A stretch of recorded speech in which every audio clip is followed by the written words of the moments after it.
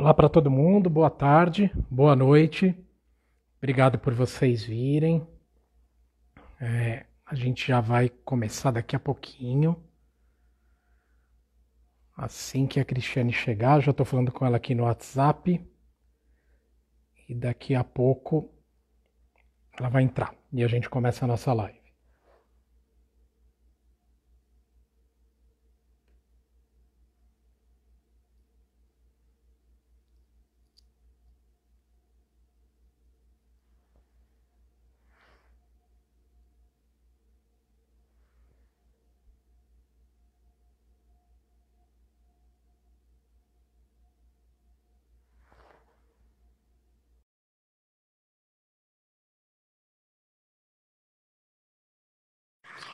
Oi, amore. Oi, Cristiane, tudo bem? Oi, querido. Que bom te rever. Que bom te rever. Faz algum tempo já, né? Acho que faz o quê? Quase um ano? Poxa, sim, do lançamento do nosso documentário, exatamente um ano. Faz exatamente um Foi, ano agora. aqui em São Paulo. Bom, quero começar te agradecendo. A gente já tem bastante gente aqui. É? Bastante gente do seu Oi, fã-clube, meninos. inclusive. E É, eu são quero os começar te nossos queridos. agradecendo. Céu.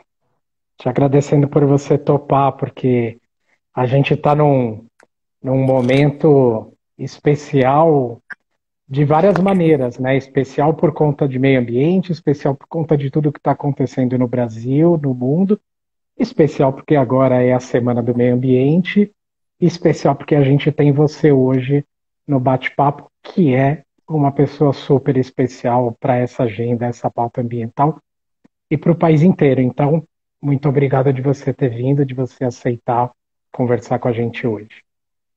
Márcio, eu que tenho que agradecer, porque a gente poder, de alguma maneira, ser um elo, né, nessa grande cadeia, né, nessa grande rede que a gente tem que ser para poder ajudar. Então, assim, se a gente consegue se encaixar em algum lugar que outro alguém possa se encaixar também, eu estou vendo assim quantidade de amigos já, porque eu não posso mais chamar os meus fãs só de fãs. Eles já são amigos, parceiros, companheiros, guerrilheiros da Amazônia.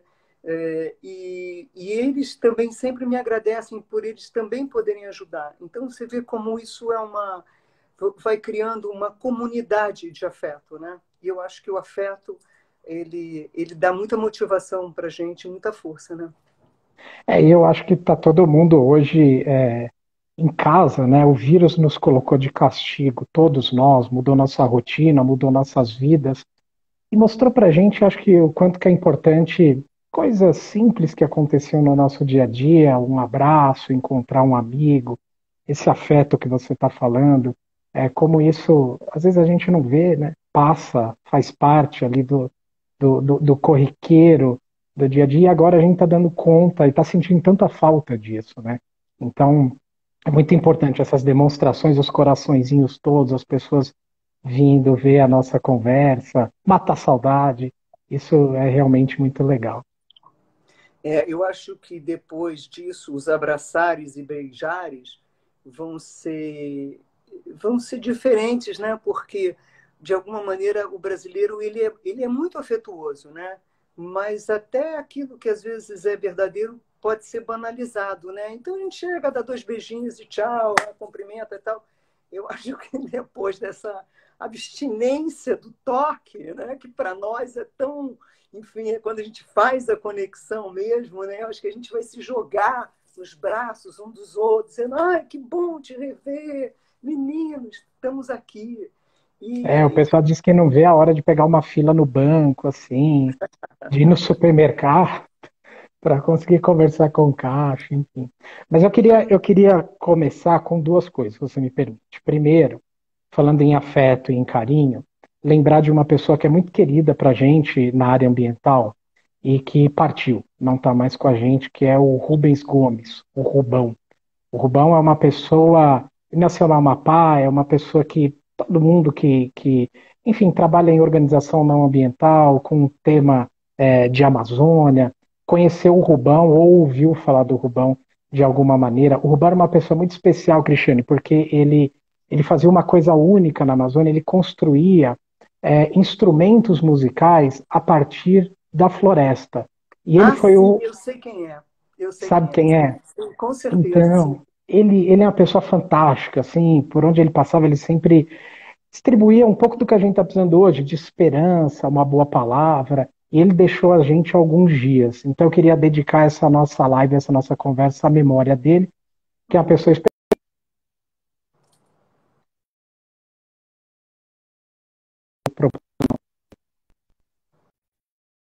A segunda coisa, eu sei que seu fã-clube está aqui, eles te conhecem muito bem, tudo que você faz, já fez, a sua trajetória é imensa, né, como atriz, mas você tem uma trajetória também que talvez muitas pessoas não conheçam ainda, né, que é a trajetória como defensora da Amazônia. Não sei se eu te chamo de defensora da Amazônia, de ativista, do quê, mas a Cristiane Torloni caberia muito bem, por exemplo, nessa série Aruanas que está acontecendo, que está passando na Globo. Né? Você sairia da novela e já iria diretamente para Aruanas, porque a Cristiane há bem mais de uma década, né, Cristiane, que você, junto com o Vitor Fazano, por exemplo, montou o Amazônia para Sempre, que é um movimento lindo, que arrecadou mais de 1 milhão de assinaturas, que foram entregues ao Congresso Nacional, ao presidente da República, na época. E isso tudo nasceu de uma experiência que você teve, né, na Amazônia, quando você gravou Amazônia de Galdesa Chico Mendes e teve contato com a floresta e viu de perto o que é a destruição da Amazônia. Então eu queria que você contasse um pouco para a gente essa história. Como que é ter visto e começado enfim, a viver a floresta mais intensamente naquela época e como que é estar vendo tudo o que está acontecendo hoje. Olha, eu primeiro eu quero, enfim, também reforçar, vamos dizer assim, dedicar esse momento da live ao Rubão e te dizer que, enfim, Guimarães Rosa já falava isso, mas os povos da floresta, no seu incrível conhecimento mitológico, metafísico, eles sabem que não existe morte, né? Existe o encantamento, né? Por isso que eles se relacionam com essas dimensões todas. Então eu tenho certeza que o Rubão ele está encantado na floresta, sabe assim? E todos nós que tivemos a oportunidade de voltarmos à floresta, porque essa é uma saudade que está aqui me dilacerando o coração, saber que eu estou tão longe dela de novo, né? Fisicamente, eu tenho certeza que quando eu chegar lá, quando eu puser o pé no Rio Negro, quando eu abraçar a primeira Suma Uma, eu vou estar falando com ele, vou estar agradecendo ele pelo trabalho que ele fez, porque ele está lá encantado. E é por isso que a gente não pode derrubar nenhuma árvore, sabe assim? Acho que o Davi Copenau, ele fala muito bem sobre isso, entendeu? Que assim essa diferença para nós, né, do Ocidente, que temos céu e terra, né? Eles não têm, né, na grande cosmogonia indígena, eles não têm assim, o céu deles está aqui, literalmente. Então, se a gente desmonta aquilo que seria para onde eles iriam, aqui não haverá esse outro lugar.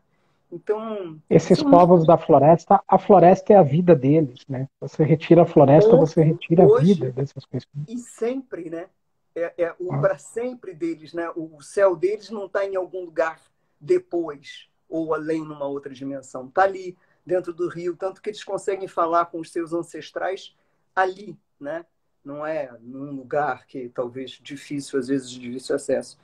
E respondendo à tua pergunta, Márcio, assim, eu acho que eu fui uma pessoa que eu tive muita sorte na minha vida, porque a partir do momento que eu tive a oportunidade de pisar na Amazônia pela primeira vez, que ainda é na época das diretas já, então nós já estamos falando de mais de 30 anos atrás, entendeu? Quando nós tivemos a oportunidade de visitar o Brasil, do Oiapoque ao Chuí, e a primeira vez que eu realmente entrei no Rio Negro, eu fui rebatizada, eu tenho certeza. Então, depois, todas as vezes que eu voltei, eu tive a oportunidade de reabrir o Teatro Amazonas, em Manaus, sabe? Isso ainda durante os anos 80. Então, a Amazônia, ela, ela me capturou desde o primeiro momento que eu pisei lá. Por isso que lá no documentário eu digo, se cada brasileiro tiver a oportunidade de ir à Amazônia pelo menos uma vez na vida, você vai encontrar o Boto. Ele vai te encantar, sabe? Isso não, eu acho que as pessoas têm medo desse encantamento, né? De se reconhecer nisso. Então, quando isso, antes de ser uma ação artística, sabe? Assim, isso foi, aliás, uma ação cívica. Então, depois disso, já daí décadas depois, quando nós fomos fazer o Amazônia de Galvez a Chico Mendes, sim, que foi o grande impacto com a destruição. E eu acho que isso também, realmente, a paixão tem esses dois lados, né? Aquela que encanta.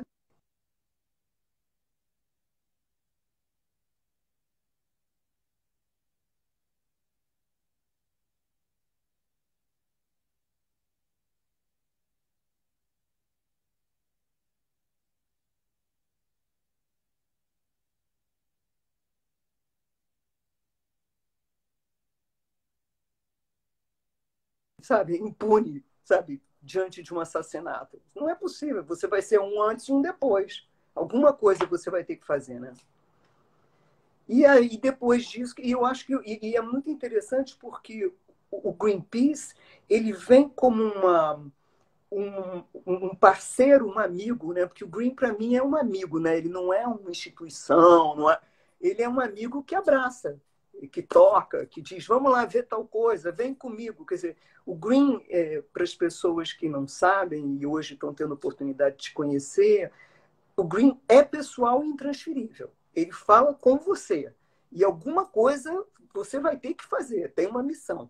Eu me lembro que antes do Amazônia para Sempre, teve uma ação do Paulo Adário aqui no Rio de Janeiro, em Copacabana. Lembra que vocês trouxeram? Era um mogno. Né? O trabalho de trazer uma árvore torada, cortada, queimada, para uma ação em Copacabana. Aquilo foi uma coisa assim. Enfim, então essa convocação que vocês fazem, ela é pessoal, e pelo histórico do Greenpeace, que é bonito você falar, faz com que você, uma vez dentro, é um casamento insolúvel. A gente, cada dia tem mais a fazer, né? Você sabe que essa árvore, a gente. Isso daí foi acho que em 2008, por aí, 2009. Acho que até antes, 2007. E foi uma árvore que a gente tirou, ela tinha sido desmatada na Amazônia, enfim, numa área protegida, inclusive, né? E a gente pegou ela lá com autorização e trouxemos. Ela fez um tour, na verdade, ela foi para São Paulo, Rio e Brasília. E a ideia nossa era exatamente fazer isso que você falou. Como a gente não ia conseguir levar as pessoas para a Amazônia, para ver o que estava acontecendo lá, a gente resolveu trazer um pouquinho de Amazônia para as pessoas verem, mas um pouquinho da destruição, né, do que estava acontecendo ali na face pior do que a gente tem acontecendo na floresta hoje, que é a destruição, o desmatamento, né? Esse desmatamento talvez tenha chegado para algumas pessoas de uma forma bem evidente no ano passado, quando São Paulo virou noite, né? No meio do ano passado, simplesmente teve um dia que veio uma nuvem que, enfim, foi um fenômeno meteorológico, mas também tinha é, uma, uma, é, uma situação das queimadas da Amazônia que ajudou a criar todo esse fenômeno, e as pessoas se deram conta de que elas estavam ali diante de uma destruição, né, e que aquilo chocou a todo mundo. Isso são as queimadas na Amazônia, que é uma coisa cruel, é você queimar, jogar fora, destruir um tesouro absurdo. Você viu essas queimadas de perto, né? Como que é isso? Assim, isso dói o coração, não dói, Cristian?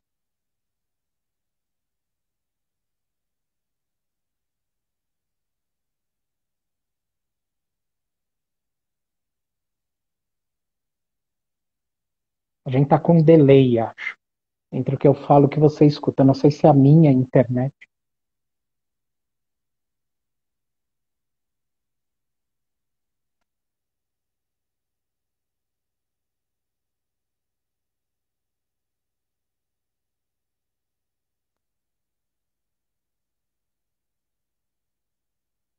Estou escutando bem.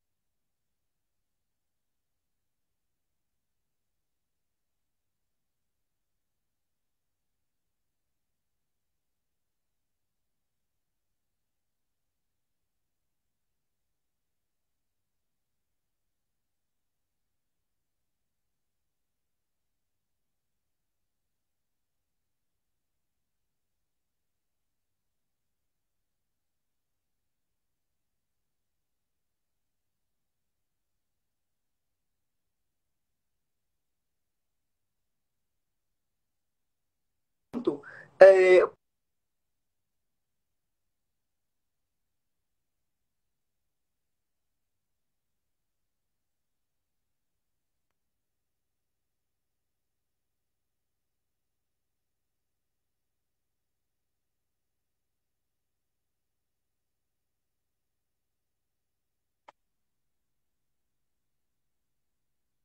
Ô, Cris, eu acho que a gente tá te perdendo na conexão.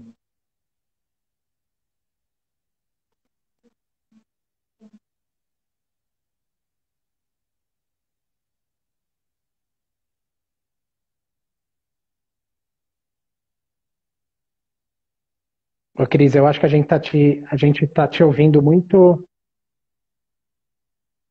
cortado.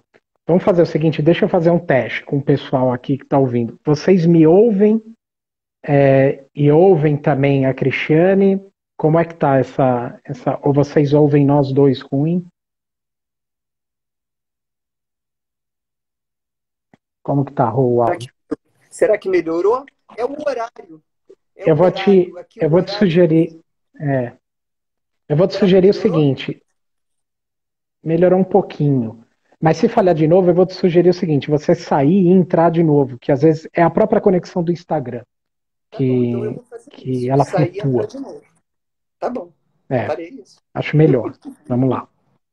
É daqui a pouco. Não demora, hein? Já.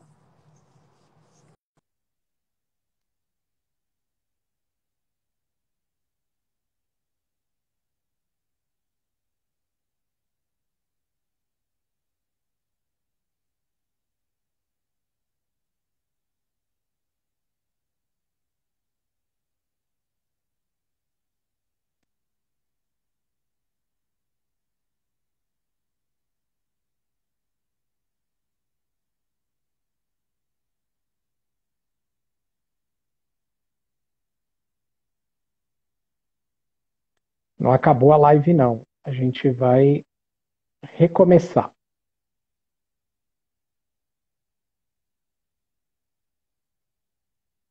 A gente está só esperando a Cristiane arrumar um pouquinho a internet dela, que estava falhando muito. E aí, se a gente insistisse da forma que estava, não ia adiantar porque ninguém escuta nada. Então, agora a gente vai tentar a reconexão. Vamos dar só um minutinho mais para eles entrar.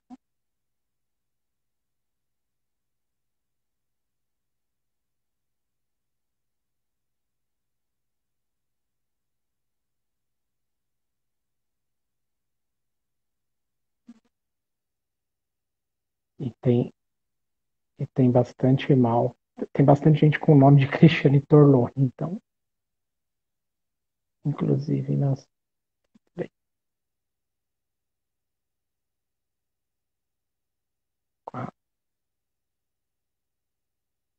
Vamos lá, vamos tentar conectar.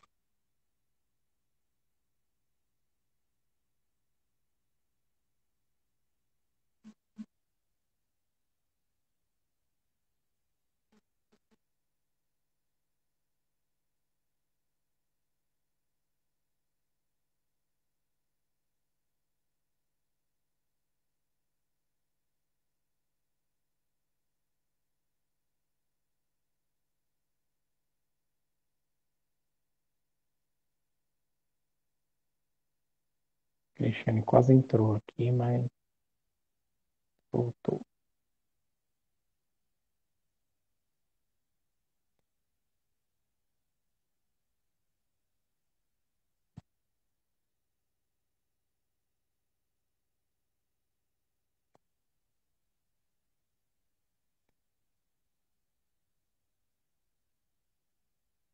Pronto,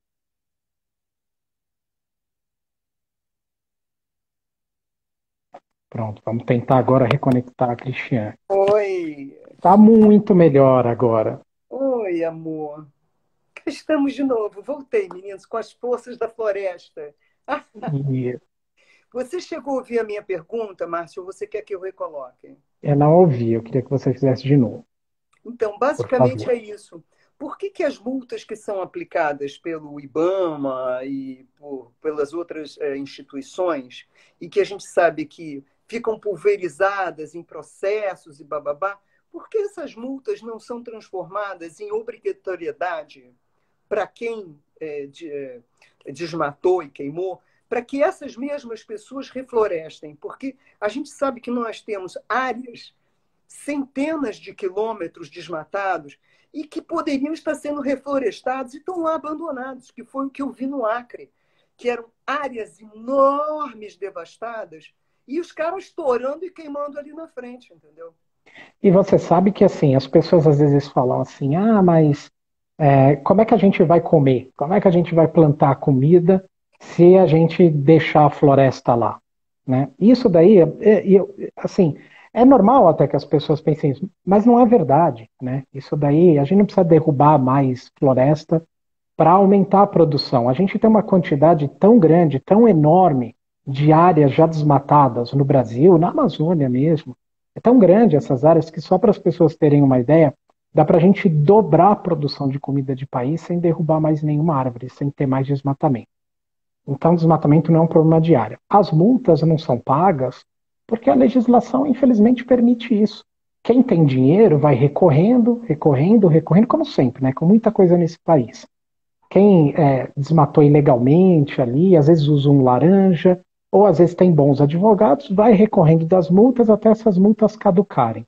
E esse governo agora, inclusive, ele inovou, ele inventou uma outra forma de dar isenção de multa, de anistiar o pessoal que tem multa. Eles criaram uma coisa que é assim, é mais ou menos uma câmara, eles chamam de câmara de conciliação. Então todo mundo que tomou multa vai lá para esse lugar que eles chamam de câmara de conciliação. Eles colocam todas as multas lá. E eles teriam que se reunir para julgar se a multa é procedente ou não e dar andamento. Só que eles não se reúnem. Então a multa fica lá parada e ela não pode ser cobrada enquanto eles não se reúnem, né? Então eles vão fazendo esse tipo de coisa. E as pessoas também às vezes pensam, ah, mas é muita gente pequena, o pequeno produtor rural não desmata, o que ele desmata é insignificante, às vezes é para subsistência. Isso não faz diferença para a floresta.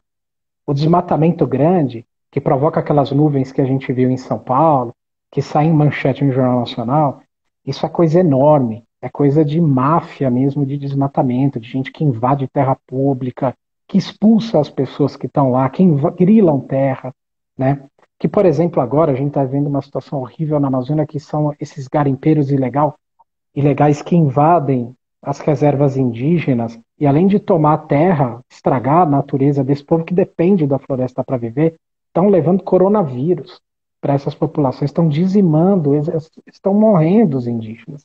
Ficam longe dos centros de tratamento, não tem UTI perto de terra indígena, né, para tratar essas pessoas. Então, é uma covardia, que a gente tem um desmatamento desnecessário, que não precisa nem para plantar comida, nem para nada. Tem gente que continua fazendo, e muitas vezes o governo estimula isso daí acontecer, continuar acontecendo. Né? Ou porque não faz fiscalização, ou porque depois não dá sequência na fiscalização que é feita, que são as cobranças de multa. Eu posso aproveitar que você agora juntou o binômio da peste com os pestes e avançar um bocadinho? Porque, assim, Claro. a gente está vivendo um momento, pelo bem ou pelo mal, pelo sim ou pelo não, em que a globalização nos fez ter uma consciência planetária da nossa casa comum, como diz o Papa Francisco, né? Na Laudato Si, e fala muito bem dessa defesa da nossa casa comum e como o indivíduo é essencial, né? Cada um indivíduozinho, umzinho, é essencial nessa cadeia de proteção.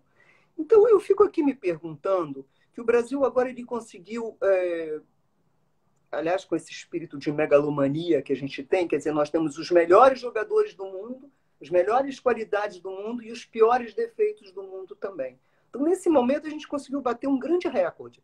Né? Nós somos o epicentro da pior doença dos últimos anos, né? Dos últimos séculos que a gente tem conhecimento, que é o coronavírus, que não é o primeiro coronavírus que aparece, né? A gente agora, que já todo mundo virou um pouco médico e cientista, está sabendo disso. Quer dizer, é uma sequência de coronavírus que está chegando, por isso que esse é o número 19, e outros virão. Mas nesse momento, a gente consegue ser um país que está vivendo todo um sistema de restrição, inclusive de ir e vir, não só dentro do Brasil, como para fora do Brasil e de fora do Brasil para dentro. Então, assim, os brasileiros não estão sendo bem-vindos no resto do mundo, porque, infelizmente, quem está vindo daqui, como da mesma maneira que vai lá contaminar a aldeia indígena, vai contaminar as outras aldeias, né, globais fora do Brasil. Então, nós não estamos sendo bem-vindos. E também não estamos sendo bem-vindos politicamente, porque nós conseguimos estar tratando muito mal a questão da saúde no Brasil, já perdemos 2 ministros da saúde no meio de uma crise, e estamos tratando cada vez pior a questão do meio ambiente. 2 questões que colocam em risco a nossa casa comum. Então, a pergunta que vem de uma reflexão é: se nós, enquanto país, não estamos nos alinhando com um protocolo, que seria um protocolo de saúde mundial, para a preservação do planeta e das pessoas que estão aqui, isso não pode ocasionar, como já ocasionou, pequenas, mas expressivas retaliações do ponto de vista comercial, em relação à compra ou à não compra de produtos que estejam vindo de uma maneira, vamos dizer assim, ilegal, se não há comprovação. Mas, assim, eu vou um pouco além, Márcio, porque eu acho que, finalmente, nós vamos falar naquela questão da soberania e da internacionalização da Amazônia, que era aquele fantasma que existia dos livros que circulam pelo mundo, onde a região da Amazônia não tem a bandeira brasileira. Então, assim, será que o Brasil ele está atento de que, nesse momento, esse desmando generalizado na nossa saúde e naquilo que pode interferir na saúde do planeta pode nos colocar numa situação de vulnerabilidade até da nossa própria soberania? E se isso não é uma intenção? Porque tudo vira cortina de fumaça nesse país, né? Olha, e tem coisas impressionantes acontecendo, porque você falou da situação da pandemia, nós não temos um ministro da saúde. Durante a pandemia, não tem, é um interino que está lá, né? 2 saíram, porque não aguentaram, foram mandados embora, etc e tal, e nós não tem nenhum ministro novo, o que está lá é um interino, e não temos também de meio ambiente, porque quem ocupa o cargo lá não é ministro de meio ambiente, é algum sujeito que está lá, condenado, inclusive, não sei se as pessoas sabem, mas o ministro de meio ambiente, esse sujeito que está lá, que mesmo estando lá a cadeira está vaga, ele é condenado por fraude ambiental. Olha que negócio excepcional, né? Nós temos um ministro do meio ambiente que é condenado, ele não é nem réu, não, ele é condenado mesmo por fraude ambiental, porque ele foi secretário de meio ambiente aqui em São Paulo. E está lá para desmontar todo o sistema ambiental. E a gente tem realmente nessa área de meio ambiente porque as pessoas perguntam assim, sabia, Cristiane? Muito. O vírus, né, o coronavírus, essa pandemia, está prejudicando, por exemplo, a situação de controlar o desmatamento da Amazônia, né, da gente proteger o meio ambiente? Olha, eu costumo falar o seguinte, talvez alguma coisa mais mínimo. A doença do meio ambiente no Brasil é outra, chama governo. A doença não é o vírus, não é o Covid. Há décadas, né? Atenção. Há décadas. Não é de agora, não. Agora piorou muito a situação. Piorou muito porque nós temos coisas inéditas, como a que você está dizendo, que muito dessa situação toda que a gente está vendo parece intencional e outras não parecem, não. Outras são mesmo intencionais, né? De você, por exemplo, ficar bajulando o criminoso ambiental. O governo faz isso, né? A gente deu o exemplo das multas aqui, mas o governo diminuiu operações de campo, já criticou todo mundo, lembra? O governo já falou que as ONGs põem fogo na Amazônia, os índios põem fogo na Amazônia, que o satélite é comunista, que os quilombolas são isso, e etc e tal, e briga com todo mundo, mas nunca brigou com um madeireiro ilegal. Né? Nunca vi falar mal de um grileiro de terra ou coisa assim.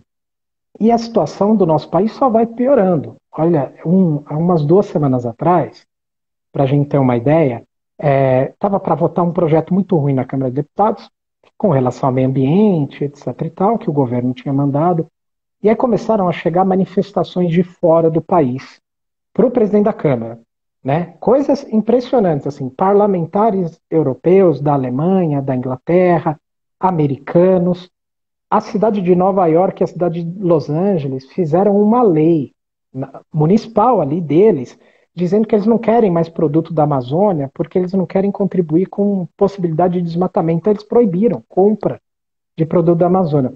Supermercados da Inglaterra disseram que se passar uma lei ou subir desmatamento no Brasil, eles vão começar a boicotar nossos produtos, não vão comprar mais nada da gente. Investidores internacionais, então, falta de aviso, de carta, é o que não é, né? A gente tem aviso demais. O triste de tudo isso é que quem vai sofrer com isso não é quem está desmatando a Amazônia, são os trabalhadores brasileiros, somos nós todos, quem está aqui nessa live, quem não está, quem nem sabe o que está acontecendo de fato no desmatamento da Amazônia, vão ser prejudicados porque cada vez que pessoas param de comprar produtos brasileiros, são empregos que são perdidos no Brasil, né? Agora você imagina, como você falou, a gente já tem um país ruim, porque se discute tudo que está acontecendo aqui, né? Toda essa situação absurda, coronavírus, os atos do presidente, desmatamento da Amazônia, a gente vai ter uma crise terrível, e aí a gente corre o risco ainda de começar a perder negócio como país e agravar a crise econômica com mais desemprego. Não faz Mas deixa eu sentido, te né? fazer uma pergunta, posso? Por exemplo, agora, semana passada, nós vimos toda uma questão aí relativa à questão das fake news, né? Uma grande ação, né, para tentar desmontar a verdadeira máfia das fake news, né? E aí veio uma carta, né, publicada nos jornais de São Paulo, em que empresas e associações corroboravam com essas instituições que estavam produzindo as fake news. Nada mais fake do que isso, porque imediatamente instituições que estão ligadas a essas associações não sabiam que essa carta estava para ser publicada, não foram, vamos dizer assim, questionados ou consultados se gostariam de ter esse abaixo-assinado aprovando, né, uma interferência na Polícia Federal do Rio de Janeiro, e vieram a público. Então, assim, a minha pergunta é, nós sabemos que o agronegócio é uma coluna da nossa economia. E nesse momento, principalmente do coronavírus, está sendo uma coluna essencial, não só para o Brasil, como para o mundo.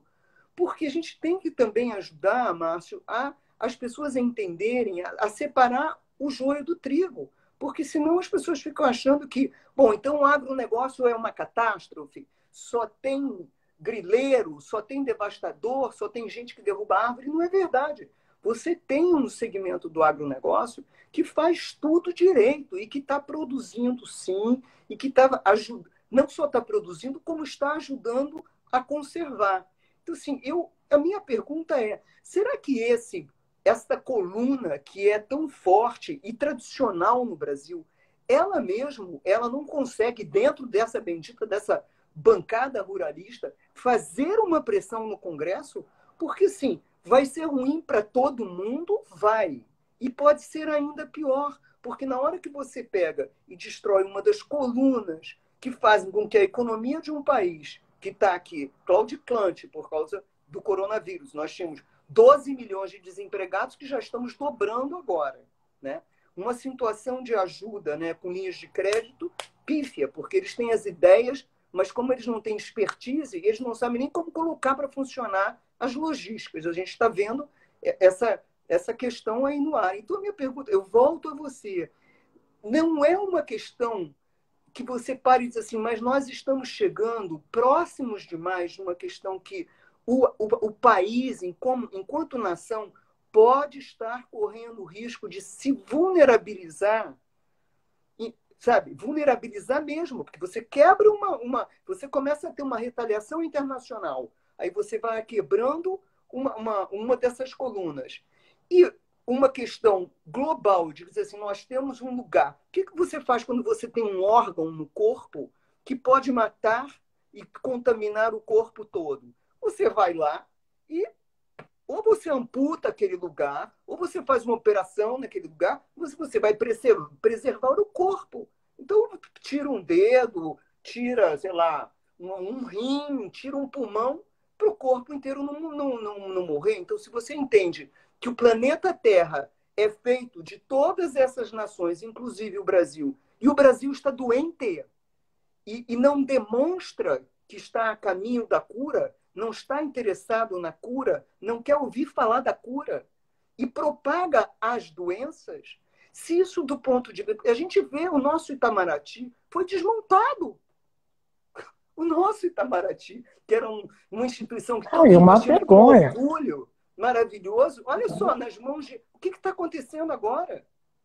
Uma vergonha. E você sabe que, por exemplo, tem o produtor rural que está no Rio Grande do Sul agora, produzindo lá arroz, enfim, fazendo a produção dele local, e que ele concorre com o sujeito, né? Está plantando soja, lá, sei lá, concorre com o sujeito que está na Amazônia. Só que no Rio Grande do Sul, ou em vários outros lugares, esse agricultor brasileiro paga imposto, paga o fundo de garantia do funcionário dele, paga pela terra dele, o imposto territorial dele, tudo direitinho, tem que cumprir legislação e tal. O sujeito está na Amazônia, usa trabalho escravo, alguns, né? Não são todos, claro, usa trabalho escravo, muitos vieram de terra grilada, estão na ilegalidade. Só que esse cara que está na Amazônia, ele prejudica o negócio, primeiro que é a concorrência desleal, né? Porque quem está lá não paga nada, né? Quem está nessa cadeia de crime e desmatamento ilegal na Amazônia não paga nada, enquanto que o sujeito do Sul, de outros lugares, paga todos os seus impostos. E esse cara que está lá desmatando, ele suja o nome do país e quem paga também o preço é quem faz direito. Então, realmente não faz sentido. Né? O pessoal do próprio agronegócio deveria dizer: vamos parar de desmatar pelo amor de Deus.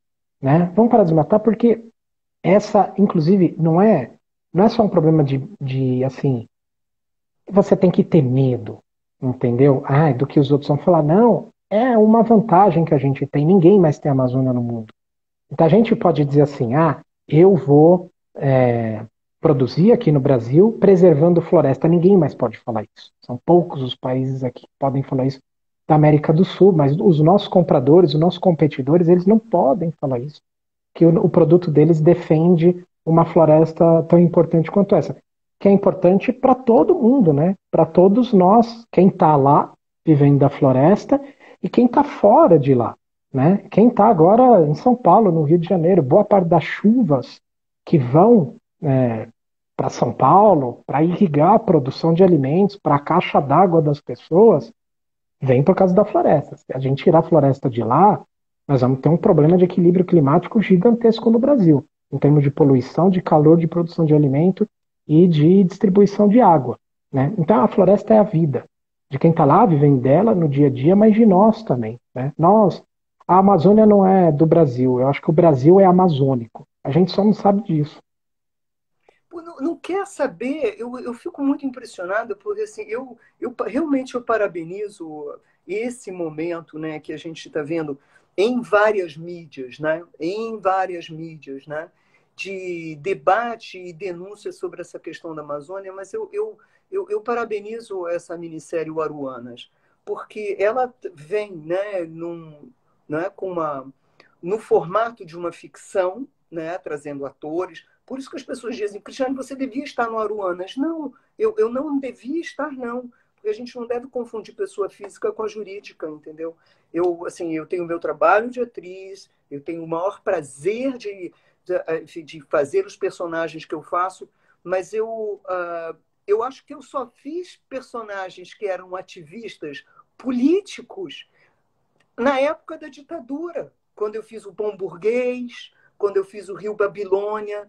No Rio Babilônia era exatamente esse tópico do Aruanas, no filme do Neville de Almeida. Era uma jornalista que ia para a Amazônia atrás de uma denúncia de grilagem e mineração em áreas de floresta e de áreas enfim, áreas demarcadas já de povos indígenas. E ela é assassinada. Aliás, eu morro nos dois filmes. E na medida em que começou a haver a possibilidade da abertura, Márcio, eu botei o meu pezinho ali naquela porta, porque eu disse: eu não vou substituir a vida de verdade pela ficção, entendeu? Eu quero poder, na vida real, poder ser uma ferramenta da abertura e da redemocratização do Brasil. Por isso que depois eu nunca aceitei mais nenhum papel em que houvesse uma superposição. Eu prefiro fazer o meu papel como cidadã de verdade, como a gente está aqui fazendo, entendeu? E a ficção, e na ficção eu faço a Tereza Cristina, que eu me divirto, ou faço a Maria Callas, que me dá um orgulho inacreditável e também me divirto. Mas são dois lugares, entendeu? Que para mim são diferentes, mas eu acho que é muito importante nesse momento, dentro de uma TV aberta, como a TV Globo, a gente está vendo uma realidade sendo contada de uma maneira ficcional. Mas é exatamente o que acontece para pior, né? Porque tem coisas que, infelizmente, você não pode mostrar na televisão. Em nenhum horário. Se for mostrar mesmo, o Krasberg, o nosso querido Franz Krasberg, que faleceu há 3 anos, ele tinha uma fotografia que ele tirou do Brasil, que foi uma fotografia que ele fez nos anos 70 de uma aldeia indígena que foi queimada, com uma mãe com seu bebê no colo, carbonizado. Ele teve que tirar essa fotografia do Brasil, porque ele apanhou porque fez essa fotografia, porque queriam que ele entregasse. E essa foto foi publicada lá fora. Então, assim, essa questão, você para e diz assim, isso não mudou tanto, pelo contrário. A gente está tendo um revival dos anos 70 perigosíssimo agora. Perigosíssimo. Inclusive, eu acho que vou juntar duas coisas aqui. Essa reunião ministerial que teve, que todo mundo viu aí, aquela coisa dantesca, né? Todo mundo ali junto, os ministros, 20, 30 mil mortos de coronavírus, e todo mundo estava falando ali ninguém citou a pandemia, né? Eram outros assuntos que se tinha lá. Um dos assuntos, então essa é a primeira citação, é o ministro do Meio Ambiente virando e falando, vamos aproveitar aí a pandemia, está todo mundo prestando atenção, né, na morte das pessoas para passar aí uma boiada, um boi-boiada de tentar acabar com legislação ambiental.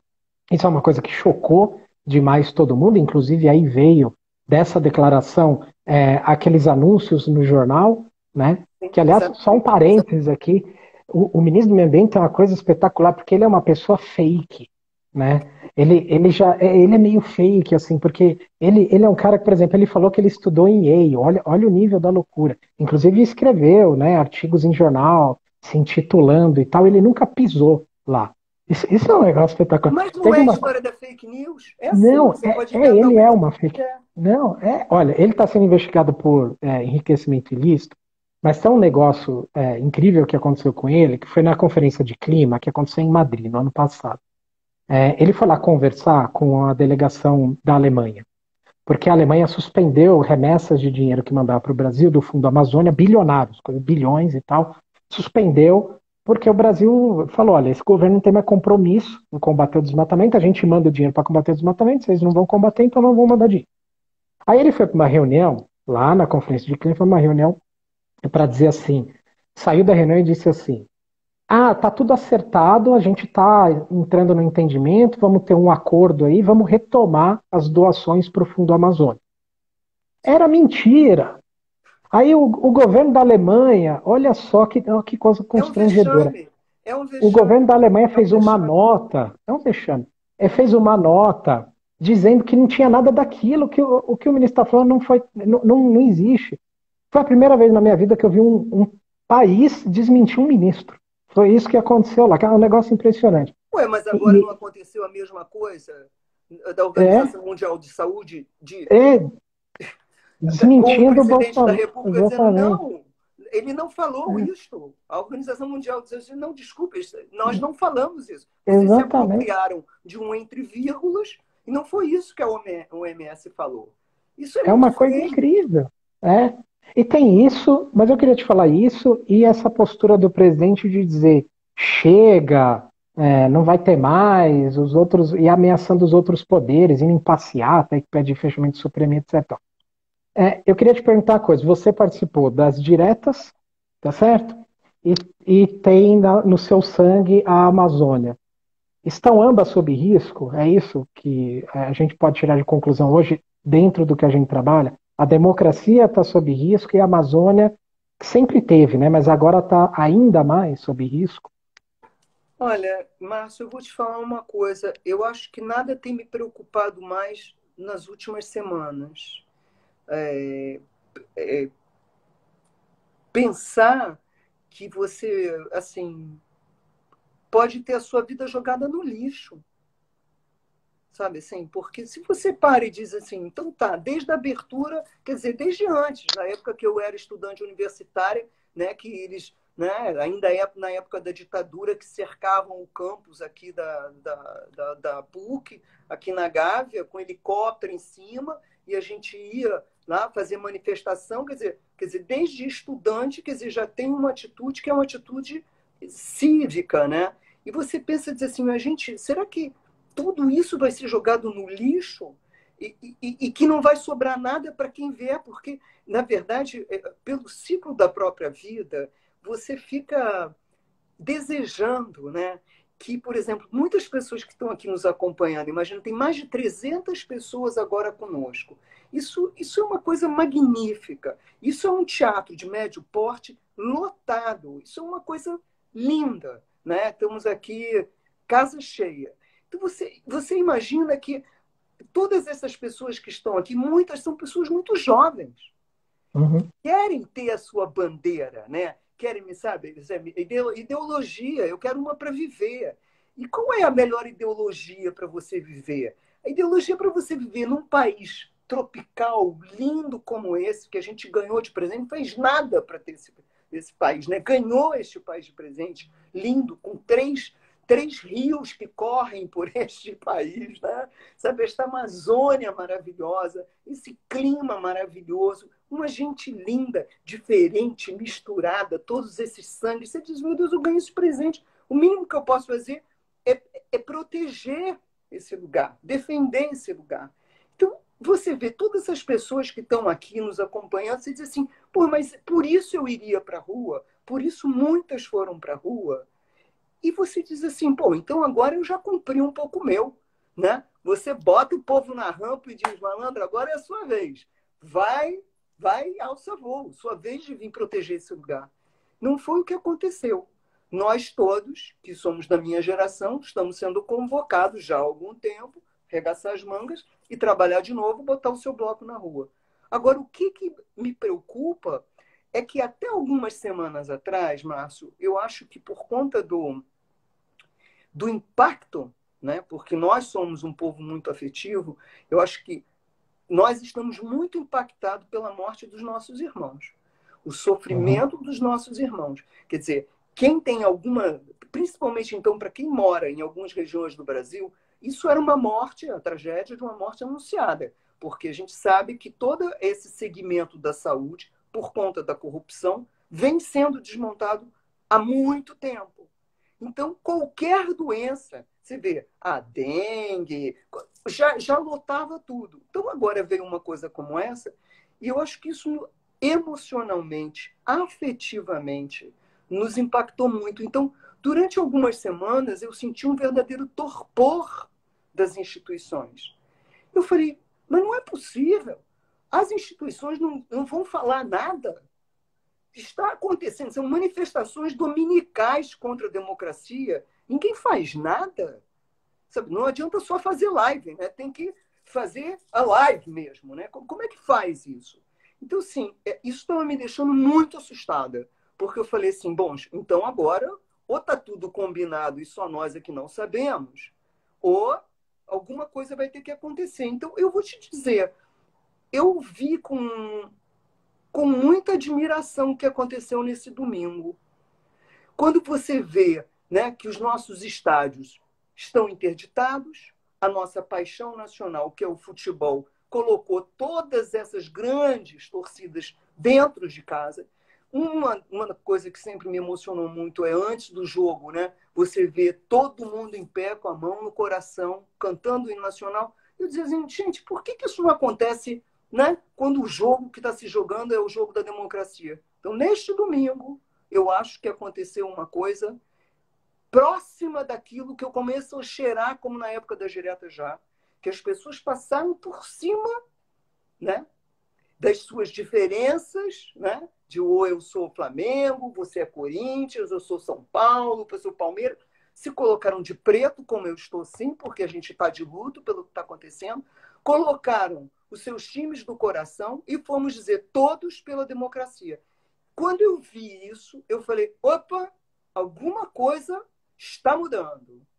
E esta semana, finalmente, começamos a ouvir também instituições que devem ser as guardiãs, né, da nossa democracia, falar de uma maneira um pouco mais firme. Porque não dá para ter esse carinho todo ouvindo, né, as pestes, né, ou os pestes, falando palavras de baixo calão do jeito que a gente está ouvindo. Nós não podemos... Isso é uma coisa que não é possível. Sabe assim? Nem num jogo de futebol se xinga tanto, que dirá numa reunião ministerial. Então, assim, eu acho, Márcio, que alguma coisa está acontecendo, sim. Tanto que as duas PLs não passaram, né? Não Sobre essa passaram? questão da grilagem. Por quê? Porque dessas 300 e tantas pessoas que estão aqui conosco hoje, muitas mandaram os seus protestos para os deputados. E eles começaram a sentir que nós estamos à beira de uma eleição e que o voto é a nossa ferramenta. Exatamente. Tem uma pessoa que fala que político é igual feijão duro.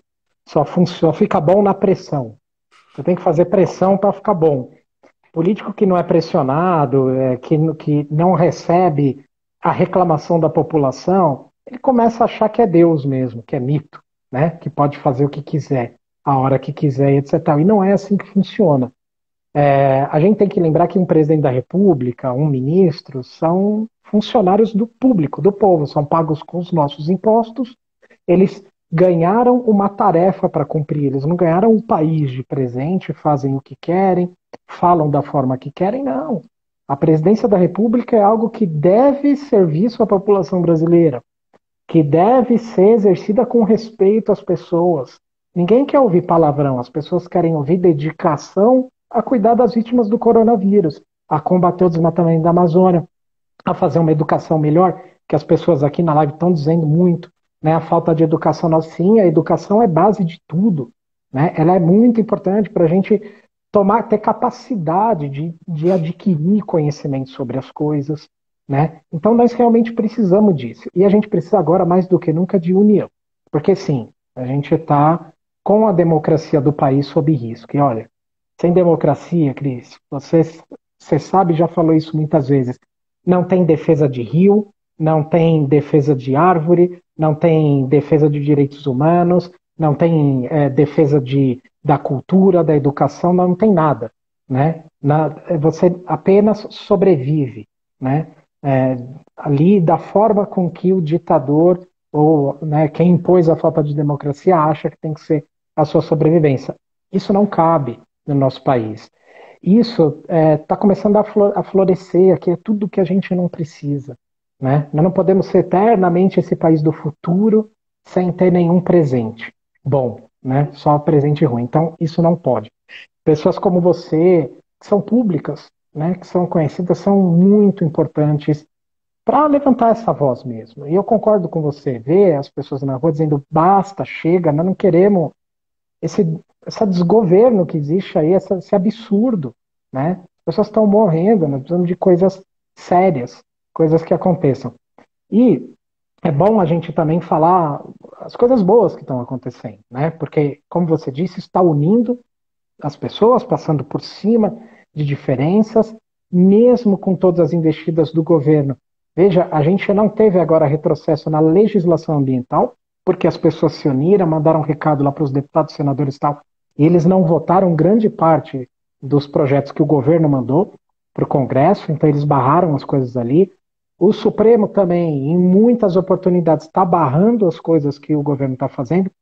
A gente, por causa daquela declaração lá do Salles, de passar boi, passar boiada e tal, na pandemia, a gente fez uma varredura em tudo o que ele fez na gestão dele, que é ilegal ou que pode ter contestação jurídica. Nós vamos juntar partidos, outras organizações, nós vamos processar o governo e processar o ministro também. É o que a gente está tem que analisando... ser. Usar as ferramentas, é o que tem que ser. Exatamente. E vamos comunicando para as pessoas também fazerem essa pressão, porque isso é importante. As pessoas dizendo que não concordam com aquilo. Muito bem. Porque não podem concordar. Não, né? e se alinhar, né? Eu vejo assim, eu acho que assim, quando nós fizemos o filme, depois fizemos o site do filme, do Amazônia, o Despertar da Florestania, que aliás passa sexta-feira no Canal Brasil, às 6:30 da tarde. Ah, preciso te falar uma coisa, Cris. Oi, A amor. gente está quase estourando no tempo aqui. Então a gente tem E o quê? daqui Um a pouco minuto? vai cair a live. Então vamos rapidinho, a gente tem acho que Então, uns nós dois temos minutos 60 só. segundos, eu estou controlando aqui. Ah, Depois tá bom. salva a live, hein, garoto? Pode Aí, salvar.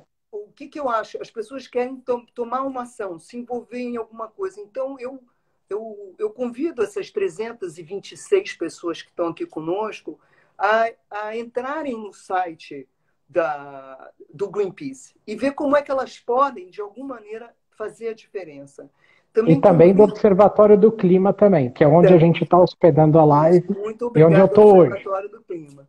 E entrar também no site da Fundação Amazonas Sustentável, que nesse momento está liderando a Aliança dos Povos da Floresta, fazendo um trabalho enorme agora no combate contra o coronavírus. Então, convido vocês a fazer a pequena grande diferença que só cada um pode fazer, tá bom?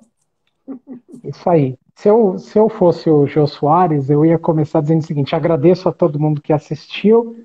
E ia dizer assim: eu conversei com essa pessoa maravilhosa, que dispensa apresentações, que é Cristiane Torlone, que é importante na nossa vida, seja pela cultura, seja, enfim, por tudo que você representa de bom, né, por estar dentro das nossas casas, na arte que você faz, e também pela pessoa maravilhosa que você é, pela defesa da Amazônia, a defesa da democracia. Eu acho que